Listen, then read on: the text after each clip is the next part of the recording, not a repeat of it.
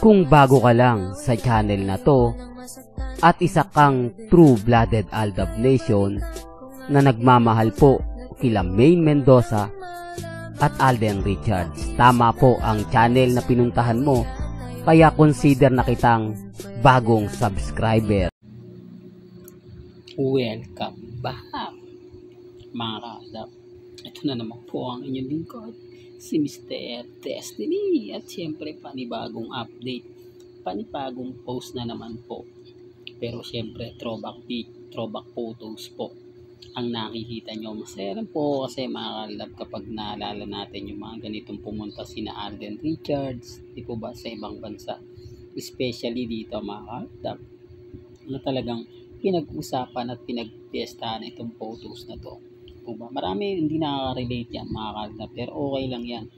Kumbaga pag pinaliwanag ko na naman, paulit-ulit na naman yan, Mr. Destiny, matagal na yan, itago mo na sa baon, diba?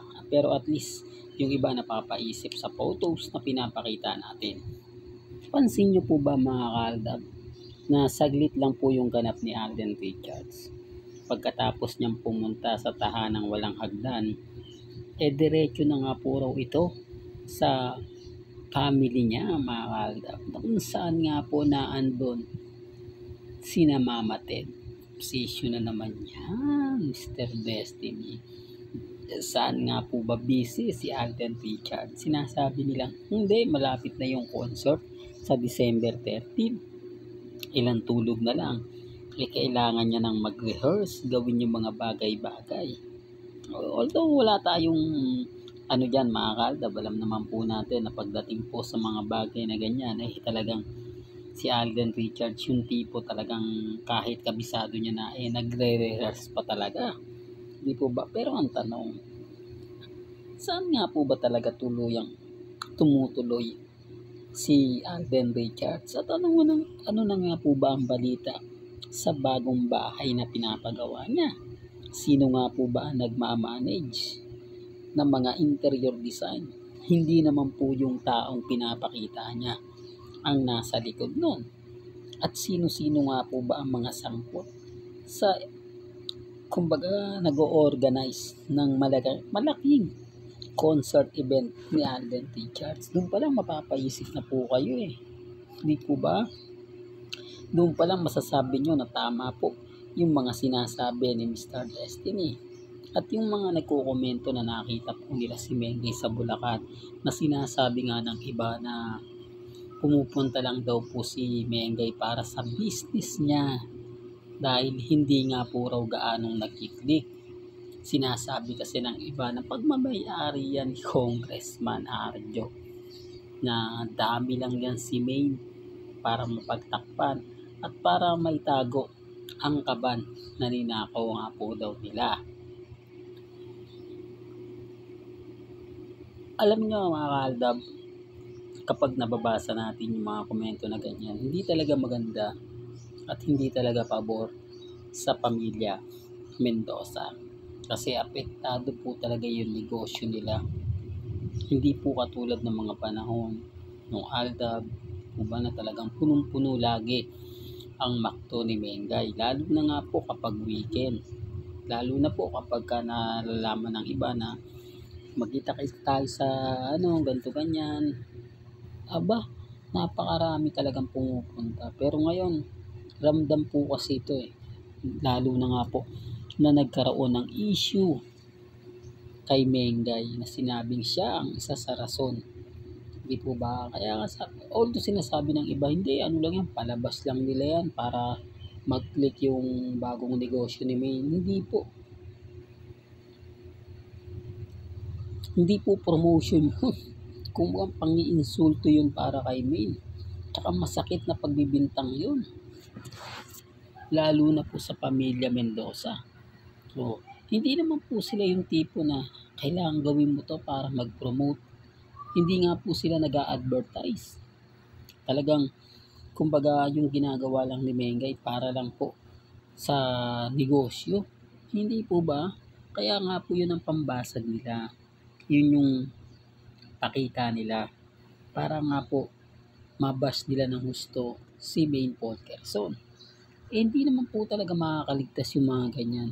Lalo na po sa Itbulaga, hindi po ba, ang kakapal daw ng muka ng dalawa, nagsanib sa paraw po sa Itbulaga. Remind ko lang po, hindi po lahat ng legit lover cards kampi ni Maine. Hindi po lahat ng legit lover cards ngayon natutuwa kay Maine. O, dati, mga kaaldab, dati maraming masaya, dati maraming tuwan-tuwa kapag ka nasa Itbulaga si Mengay. Pero ngayon iba na eh.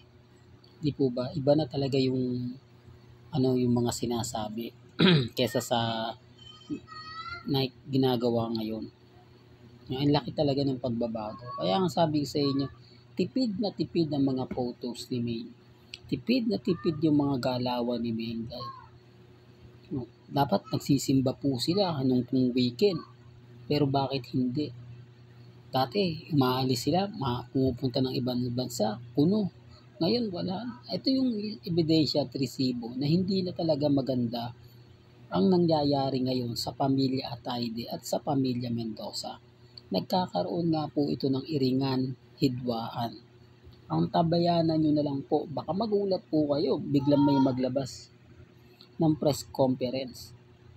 Hindi po ba? Kasi sa ngayon mga kalab, kumbaga ako relax lang ako. Kampante lang. Hindi po ba? Hindi ako basta-basta nagpapa-apekto at never po tayong nagpapadala.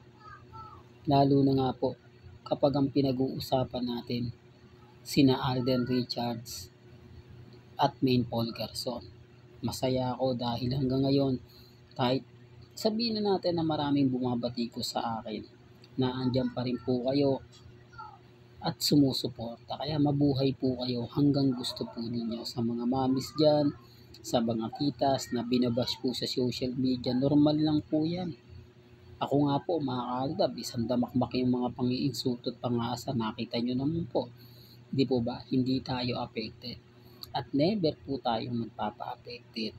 Basta ako masaya po ako, masaya din po kayo. Kaya relax lang po kayo, maging matatag at maging kampante. Hayaan nyo lang itong mga bitter na to. Hayaan nyo lang po yung mga taong naiinggit kapag ka nagbibigay tayo ng update. Normal lang po yan.